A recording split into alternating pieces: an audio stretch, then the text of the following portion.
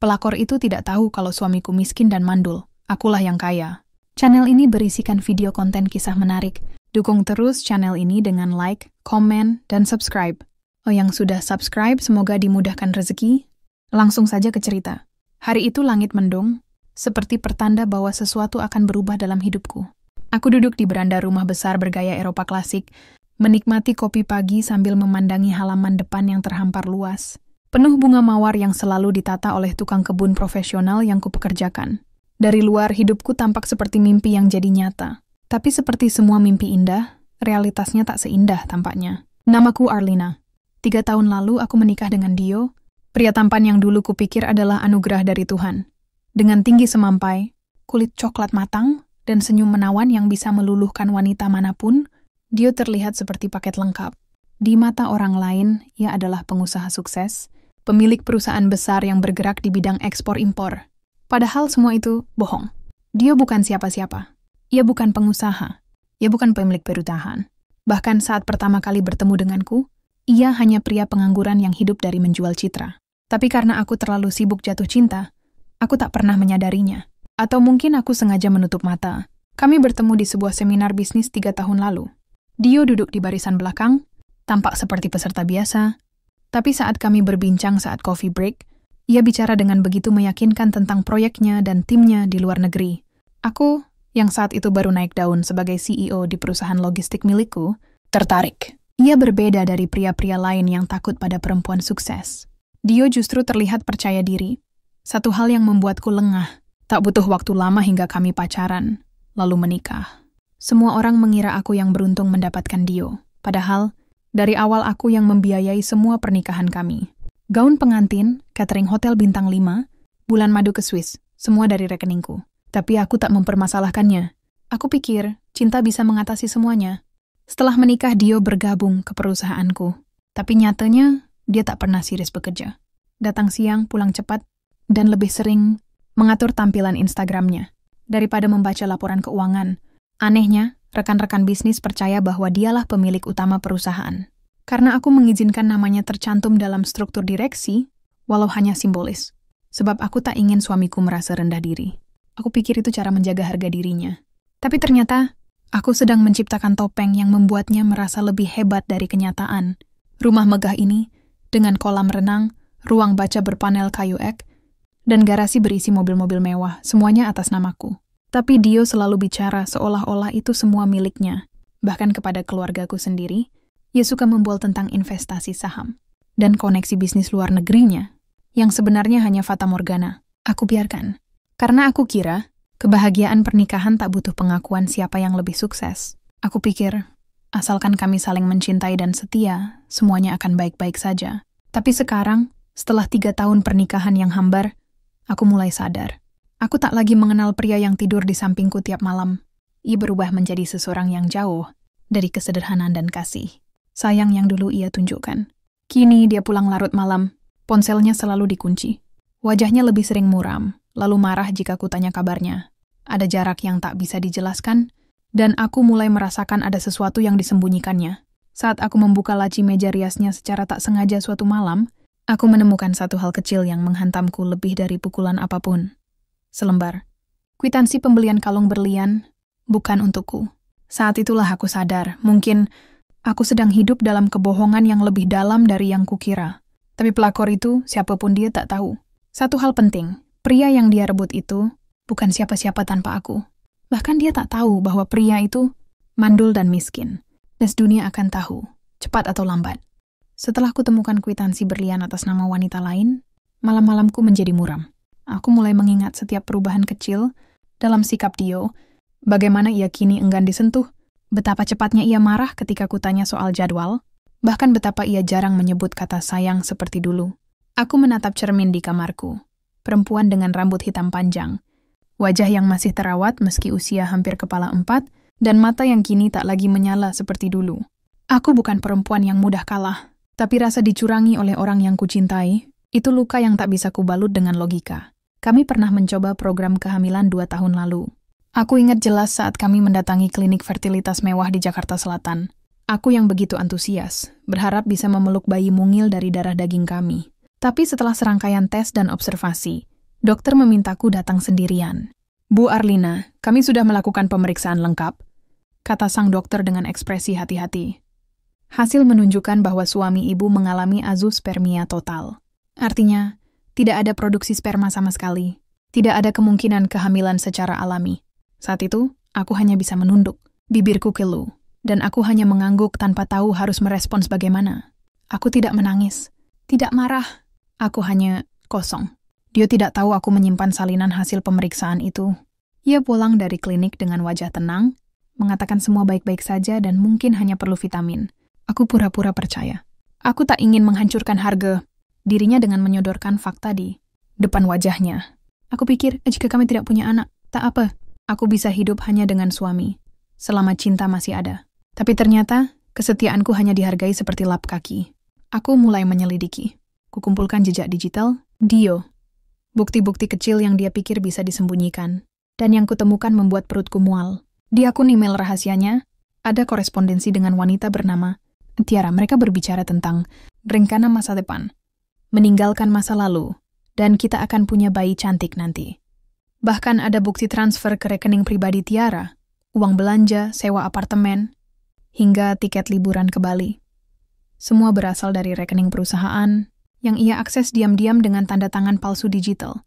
Aku merasa ingin memuntahkan semuanya, tapi kutahan. Aku duduk diam di meja kerja, menatap laporan transfer itu dengan tangan gemetar.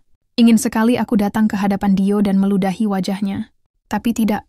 Aku bukan wanita yang akan bertengkar di depan umum karena laki-laki. Aku punya cara lain.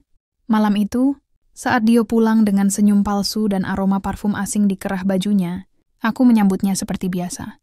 Kukatakan makan malam sudah siap. Ia mengangguk, mencium keningku sambil menguap, lalu duduk di ruang makan sambil menyalakan TV. Kamu kelihatan capek, Mas, kataku lembut. Kerja keras banget ya. Iya, jawabnya mengunyah tanpa peduli. Meeting sama investor luar. Mereka mau injek dana besar. Mungkin kita bisa beli villa di Lombok. Aku hanya tersenyum. Padahal dalam hatiku ingin tertawa terbahak. Investor luar negeri, uang kantor saja hampir ludes ditransfer ke pelakor. Namun saat itu aku menyadari sesuatu yang jauh. Lebih penting, Dio tidak sekadar selingkuh. Dia sedang membangun kehidupan baru di atas pondasi yang bukan miliknya. Ia mencuri identitas suksesku dan menjualnya ke wanita lain. Dan wanita itu si Tiara. Dia pasti berpikir sedang menjalin cinta dengan pria impian. Kaya, sukses, penuh perhatian. Ia tak tahu bahwa pria itu hanya figuran di panggung yang kubangun dengan kerja keras selama bertahun-tahun. Satu hal yang pasti, aku tak akan tinggal diam. Tapi aku tak akan gegabah. Aku akan membiarkan mereka terus tenggelam dalam kebohongan yang mereka bangun bersama. Karena pada akhirnya, satu kenyataan pahit akan menghancurkan semua. Pria yang kau curi dariku itu mandul, miskin, dan pemalas. Dan ketika waktunya tiba, aku akan menunjukkan kepada mereka siapa yang selama ini menjadi fondasi semua yang mereka pamerkan. Namanya mulai terdengar dari bisik-bisik di antara rekan sosialitaku. Tiara, seorang selebgram, influencer dengan ribuan pengikut dan gaya hidup yang glamour. Ia sering muncul di acara-acara komunitas elit, walau aku tak pernah benar-benar memperhatikannya sebelumnya. Hingga suatu hari, wajahnya muncul di halaman majalah gaya hidup yang biasa dibaca ibu-ibu pejabat. Di sana dia diwawancarai tentang hubungan spesialnya dengan pria hebat yang sedang membimbingnya dalam dunia bisnis. Pria hebat itu adalah suamiku, Dio. Aku membaca artikel itu berkali-kali. Kalimat demi kalimat seperti peluru yang menyayat harga diriku.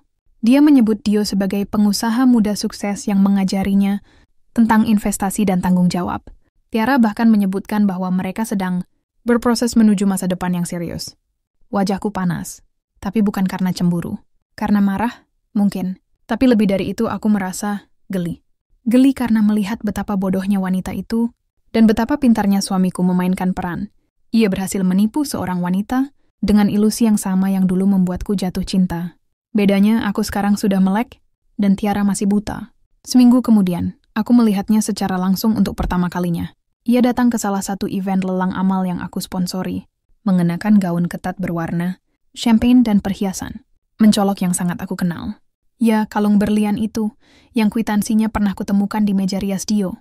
Iza masuk dengan langkah percaya diri, berjalan dengan angkuh sambil menggandeng tangan Dio, seolah sedang memamerkan trofi. Mereka berjalan menuju deretan kursi depan. Aku tetap duduk di posisiku, tak bergerak. Tak bereaksi, tapi mataku menatap lurus ke arah mereka. Dio menoleh ke arahku, dan matanya terbelalak. Hendak menyangka aku akan hadir. Aku bisa lihat, sejenak dia panik. Tapi kemudian cepat menyusun ekspresi, menggenggam tangan Tiara lebih erat seolah menantangku. Lucu sekali. Tiara menatapku sebentar, mata ke mata. Aku bisa membaca pikirannya. Ia sedang menilai. Ia mungkin berpikir, jadi ini istri Dio? Tidak semudah yang kubayangkan. Tak terlihat seperti perempuan yang bisa mempertahankan pria sehebat itu. Sayang sekali dia tidak tahu bahwa pria yang dibanggakannya itu cuma boneka. Sepanjang acara mereka pura-pura tak melihatku. Tapi aku tahu, Dio terus gelisah. Aku tahu caranya menggigit bibir bawah saat gugup, cara ia menggoyangkan kaki saat duduk terlalu lama dengan tekanan. Ia mungkin takut aku akan membuat keributan.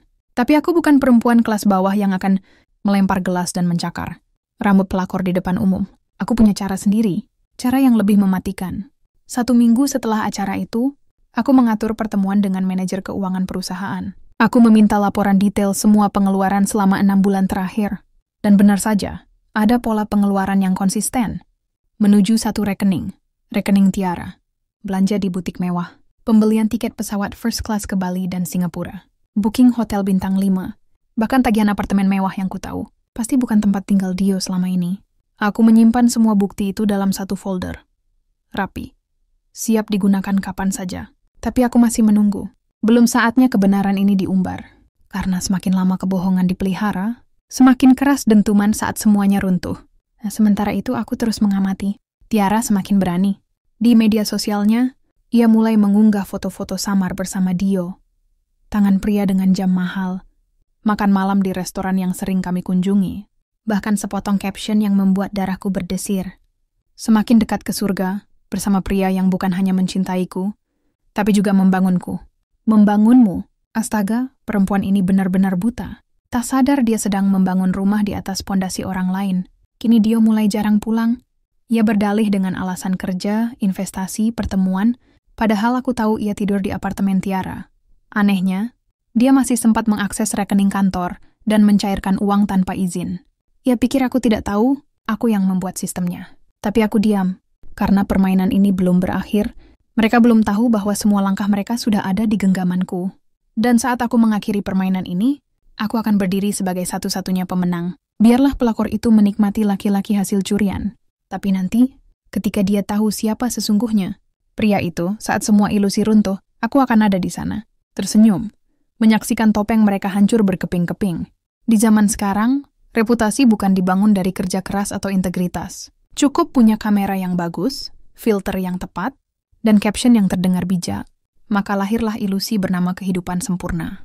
Dan Tiara, pelakor yang sedang menggenggam tangan suamiku, adalah aktris utama di panggung itu. Akun Instagramnya mendadak melejit.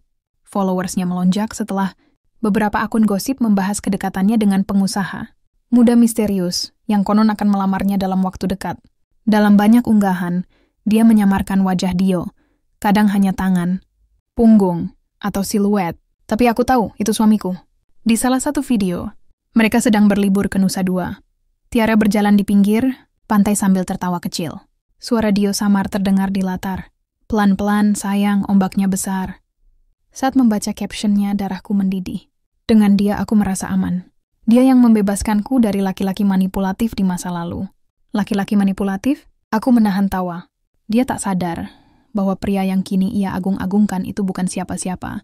Bahkan untuk membeli nasi goreng saja, masih pakai uangku. Setiap cincin tas mewah dan tiket pesawat yang ia banggakan, semuanya dari tanganku. Aku tak tinggal diam. Tanpa menunjukkan wajah, aku membuat akun bisnis baru. Di sana aku mulai menyebar sinyal tentang siapa sebenarnya aku. Kujadikan halaman itu sebagai kaca benggala, tanpa menyebut nama. Tapi penuh sindiran tajam. Caption pertamaku. Lucu ya, orang yang paling miskin justru paling pintar berpura-pura kaya. Sayang, hidup bukan sinetron. Mau sampai kapan main drama? Satu demi satu unggahanku menyindir. Tiara dan Dio. Tentang wanita yang bangga merebut laki-laki milik orang lain. Tentang pria yang menjual nama istrinya demi hidup mewah sementara dirinya sendiri tak punya apa-apa. Postingan-postinganku viral di komunitas sosialita. Banyak yang mulai bertanya-tanya siapa yang dimaksud. Beberapa langsung mengaitkannya dengan Tiara. Apalagi, mereka tahu aku adalah istri sah Dio, wanita karier sukses yang jarang tampil di media sosial, tapi disegani di dunia bisnis. Beberapa DM masuk ke akun bisnis itu, Banyak dari mereka mengaku tahu siapa pelakor palsu yang kusebutkan. Rupanya Tiara juga punya musuh diam-diam. Dunia selebriti media sosial memang penuh tikus licik. Banyak yang bersedia memberiku informasi. Salah satunya mengirimkan tangkapan layar. Sebuah chat antara Tiara dan temannya. Di sana Tiara menulis, "Gue yakin dia akan ceraiin istrinya sebentar lagi. Istrinya cuma tahan karena gengsi. Lagian dia bilang dia udah gak cinta sama si emak karir itu. Sekarang dia yang pegang semua bisnis. Si emak karir itu? Sayang sekali. Kalau saja kamu tahu siapa sebenarnya yang punya bisnis itu, waktuku hampir tiba. Aku mulai mengatur pertemuan dengan seorang pengacara terbaik. Bukan untuk menggugat cerai, tapi untuk mempersiapkan dokumen-dokumen keuangan, audit, dan pengalihan kepemilikan. Aku ingin membersihkan semua jejak Dio dari struktur perusahaan. Aku ingin dia keluar tanpa sepeser pun, tapi aku masih diam. Biarlah mereka terus berpesta di dunia maya, memamerkan kemesraan palsu, membangun rumah dari kebohongan. Aku akan tetap tenang, tetap tersenyum, karena aku tahu sesuatu yang Tiara tidak tahu. Dio itu mandul. Tidak akan pernah bisa memberinya anak, walaupun mereka tidur di ranjang paling mahal di dunia. Dan kalau Dio sampai berani bilang bahwa dia akan bangun bisnis sendiri, maka dia benar-benar gila. Karena semua uang yang dia pegang, semua kartu kredit yang dia gesek, semuanya bisa kubekukan dalam satu klik. Kini, yang harus kulakukan tinggal menunggu. Menunggu waktu yang tepat untuk membuka satu demi satu tabir kebohongan ini ke publik. Karena saat topeng itu runtuh, aku tak akan membiarkannya jatuh perlahan. Aku akan merobeknya dengan kedua tanganku. Hari itu, aku duduk di ruang kantor pribadiku. Sebuah ruangan bergaya, minimalis dengan dinding kaca yang menghadap ke taman belakang rumah.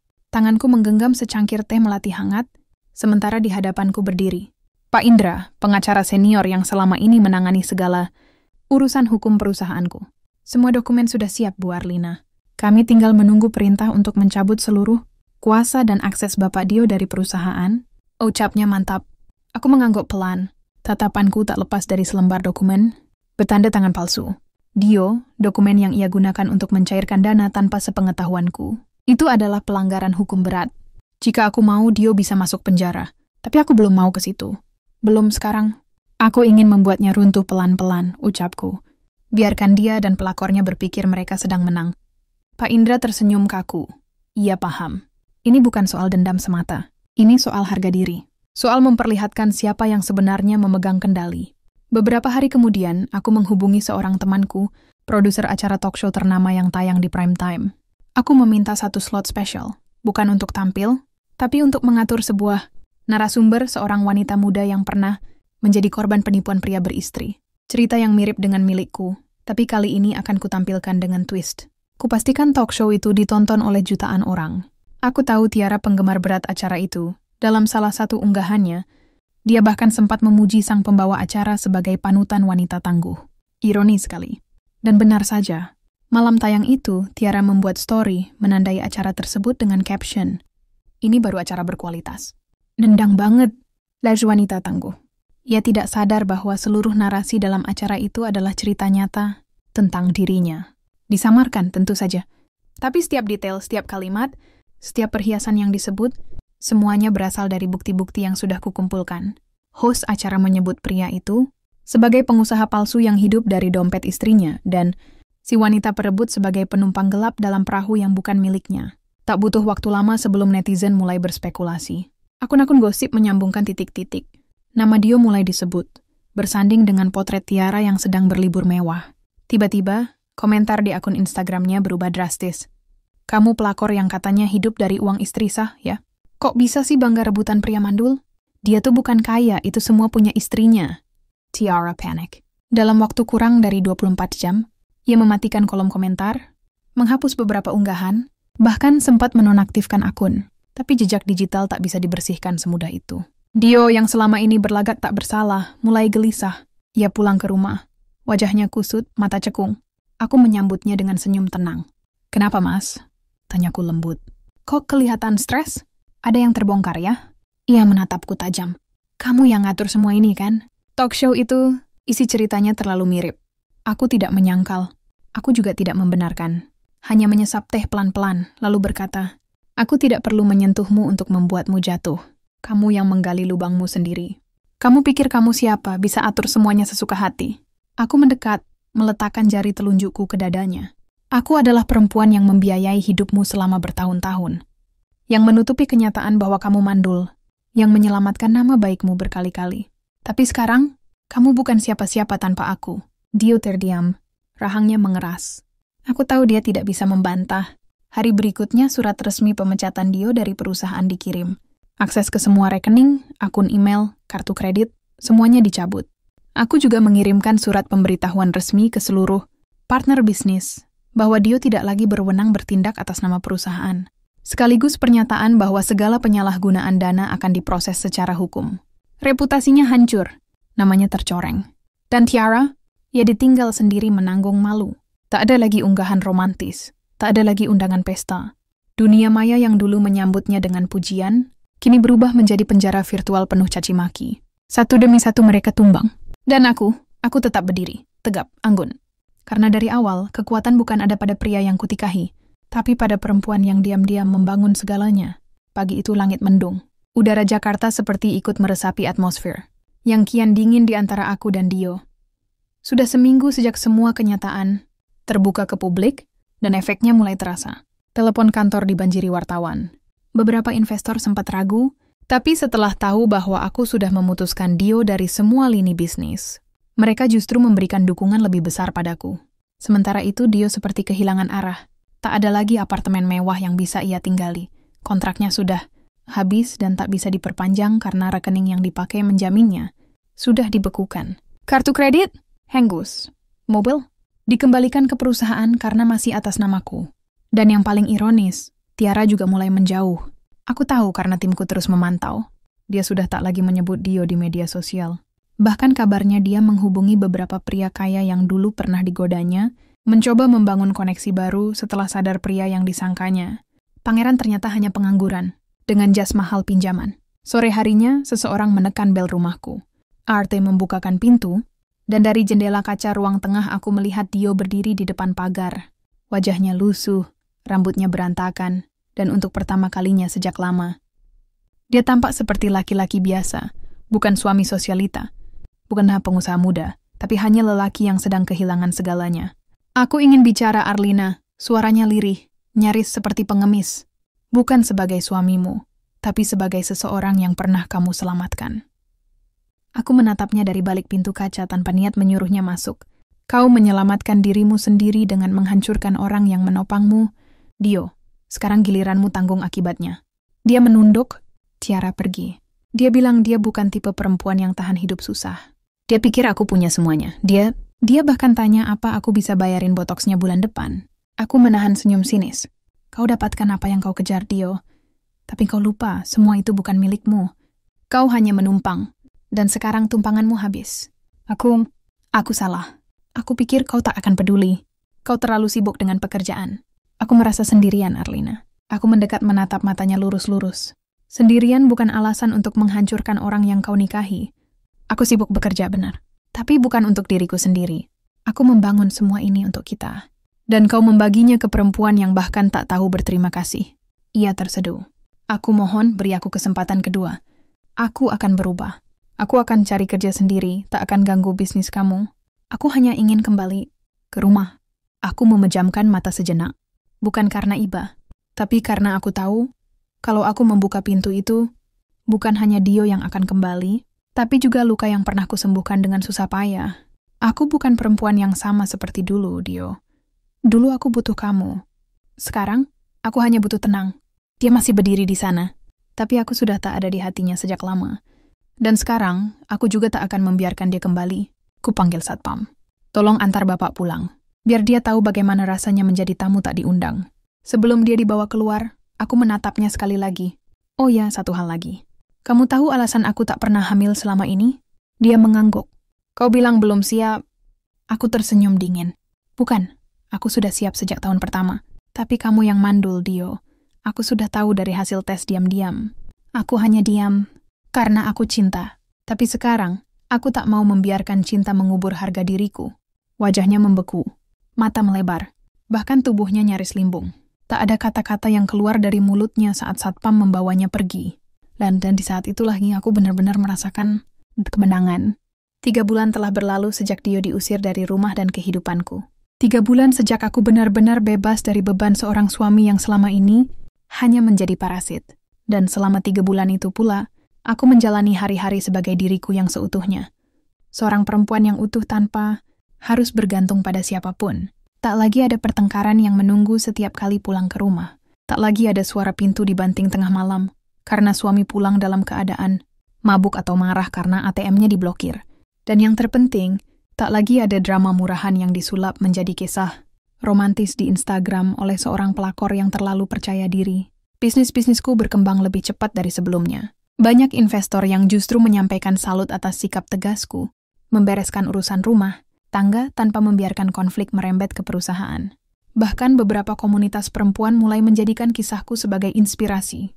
Aku pun diundang ke beberapa seminar bisnis dan talk show sebagai narasumber, kali ini tanpa topeng, tanpa penyamaran. Perempuan tidak harus disayang dulu baru dihargai. Kita bisa berdiri tegak karena kita mampu, kataku dalam salah satu talk show. Penonton memberikan tepuk tangan meriah. Tapi yang lebih membahagiakan adalah melihat ratusan pesan masuk dari perempuan-perempuan yang merasa diberi semangat baru karena aku. Mereka yang dulu takut meninggalkan suami manipulatif, kini mulai berani membela diri. Dan semua itu membuatku semakin yakin. Aku tak perlu balas dendam. Karena keberhasilanku adalah balasan yang paling menyakitkan bagi mereka yang pernah meremehkanku. Sementara itu, kabar tentang Dio dan Tiara terus tersebar. Dio kini tinggal menumpang di rumah kontrakan seorang sepupunya. Ia bekerja serabutan sebagai marketing freelance. Ini kabarnya dia sempat mencoba membuka bisnis kecil, tapi gagal total karena semua orang tahu. Rekam jejaknya di dunia usaha sudah ternoda. Tiara, setelah semua sponsornya hengkang dan para pengikutnya, menyadari bahwa semua barang branded yang ia pamerkan hanyalah hasil menumpang hidup dari suami orang, ia tak lagi dipanggil ke acara manapun. Bahkan teman-teman sosialitanya pun mulai menjauhinya, takut ikut terbakar reputasi. Hingga suatu sore, saat aku baru pulang dari kantor dan hendak masuk ke mobil, seorang wanita menungguku di luar gerbang kantor. Ia mengenakan kacamata hitam dan masker, tapi aku tahu siapa dia. Tiara, ukapku datar. Ia membuka kacamatanya. Wajahnya pucat, tak ada lagi makeup tebal, tak ada lipstik merah menyala, tak ada aura percaya diri. Hanya perempuan yang tampak kalah oleh hidup. Aku hanya mau minta maaf, Mbak Arlina, ucapnya pelan. Aku salah. Aku bodoh. Aku pikir Dio itu pangeran yang jatuh dari langit. Aku nggak tahu semua itu milik Mbak. Aku pikir Mbak cuma perempuan dingin yang nggak bisa bahagiain suaminya. Aku menatapnya sebentar, lalu menjawab tenang. Kau tidak salah menilainya. Aku memang perempuan dingin untuk orang yang tidak tahu menghargai. Dia menunduk. Aku sekarang sadar bahwa menjadi pelakor bukanlah kemenangan, tapi aib. Dan aku menyesal. Aku tersenyum. Maafmu tidak mengubah apapun, Tiara. Tapi aku hargai keberanianmu untuk mengakuinya. Ia menggigit bibirnya, menahan tangis. Aku sudah kehilangan semuanya. Aku hanya berharap hidup Mbak jauh lebih baik setelah ini. Aku menatap langit sebentar, lalu kembali ke arah Tiara. Hidupku memang lebih baik, karena aku tidak bergantung pada siapapun. Kau tahu bedanya perempuan kuat dan perempuan licik, Tiara? Perempuan kuat membangun dari bawah. Perempuan licik mencuri dari orang yang membangunnya. Dan yang mencuri akan selalu kehilangan lebih dulu. Ia menangis, tapi aku tak punya waktu lagi untuk air mata. Aku masuk ke mobil menutup pintu dengan tenang dan berlalu. Karena aku tahu, hari ini aku bukan hanya berhasil keluar dari luka lama, tapi aku juga telah berdiri lebih tinggi dari semua penghinaan yang pernah mereka lemparkan padaku. Dan dari ketinggian itu, aku hanya perlu satu hal, melangkah lebih jauh. Pagi itu, aku duduk di balkon lantai 2 rumah baruku. Ya, rumah baru. Aku memutuskan pindah dari rumah lama yang terlalu penuh kenangan pahit. Rumah ini lebih kecil, tapi terasa jauh lebih hangat. Tak ada kenangan pengkhianatan di setiap sudutnya. Hanya ruang-ruang kosong yang kini kuisi dengan cinta dan ketenangan. 2. Hal yang tak pernah benar-benar kutemukan selama bertahun-tahun dalam pernikahan. Secangkir kopi panas menemaniku, bersama laptop yang menampilkan data real-time pertumbuhan 3 perusahaanku. Semua grafik menunjukkan peningkatan. Para mitra kerja kini lebih percaya padaku karena tahu aku bisa mengambil keputusan besar dengan kepala dingin, bahkan saat menyangkut urusan pribadi. Sejak namaku ramai dibicarakan. Sebagai istri yang membongkar kedok suami dan pelakor, banyak yang ingin mewawancaraku. Tapi aku hanya memilih satu media, sebuah majalah bisnis, yang fokus pada pemberdayaan perempuan. Disitulah aku menceritakan kisahku, bukan sebagai korban, tapi sebagai pemenang. Jangan takut kehilangan orang yang hanya mencintaimu saat kamu lemah, karena yang mencintai sungguhan akan tetap tinggal bahkan saat kamu berdiri terlalu tinggi. Kalimat itu menjadi kutipan utama dalam artikel tentangku. Dan aku bangga. Hari-hariku kini tidak lagi penuh tekanan emosional. Aku memiliki waktu untuk menikmati hidup, membaca buku yang lama ku simpan, bertemu sahabat-sahabat lamaku, bahkan kembali merawat diriku sendiri. Kulakukan yoga tiap pagi, ikut kelas memasak, dan kadang hanya duduk diam di taman sambil mendengarkan musik klasik. Tak ada lagi kemewahan palsu. Tak ada lagi pesta sosialita yang memuakkan. Hanya aku dan hidup yang benar-benar kuinginkan. Dan dia mencoba bangkit. Kabarnya ia mulai bekerja sebagai sopir pribadi untuk salah satu pemilik showroom mobil. Ironis, karena dulu dia suka membual bahwa ia bisa membeli mobil seminggu sekali. Kini, ia hanya bisa menyetirkan mobil milik orang lain demi menyambung hidup. Tiara, setelah menghilang lama dari media sosial, ia muncul kembali dengan akun baru. Lebih sederhana, lebih mendekat ke agama, katanya. Tapi aku tak tertarik mengikuti perkembangannya. Hidup mereka bukan urusanku lagi. Mereka memilih jalannya sendiri, dan aku sudah cukup baik dengan membiarkan mereka hancur oleh pilihan mereka sendiri. Yang menarik, suatu malam, aku menerima sebuah undangan. Makan malam dari salah satu pengusaha properti yang dulu sempat bekerja sama denganku. Namanya Arya, duda beranak satu, rendah hati dan sangat sopan. Kami bertemu di sebuah restoran bergaya klasik, dan saat kami bicara, aku merasa sesuatu yang lama sekali tak kurasakan. Dihargai. Tapi aku tidak terburu-buru. Kali ini aku berjalan pelan. Karena aku tahu, cinta bukanlah tempat berlindung dari luka, tapi tempat untuk tumbuh bersama. Dan sebelum aku membangun bersama orang lain, aku ingin memastikan akulah fondasi yang kokoh untuk diriku sendiri. Malam itu, sebelum tidur, aku menatap pantulan diriku di cermin. Perempuan di sana tidak lagi sama. Ia bukan istri yang ditipu, bukan wanita yang pernah dibohongi, bukan korban. Ia adalah aku, Arlina. Perempuan yang mencintai dirinya cukup dalam untuk mengatakan, aku pantas bahagia bukan dipermainkan. Dan saat aku memejamkan mata, aku tahu, esok hari akan selalu menjadi milikku. Bukan karena aku tak pernah jatuh, tapi karena aku selalu bisa bangkit dengan kepala tegak dan senyum anggun.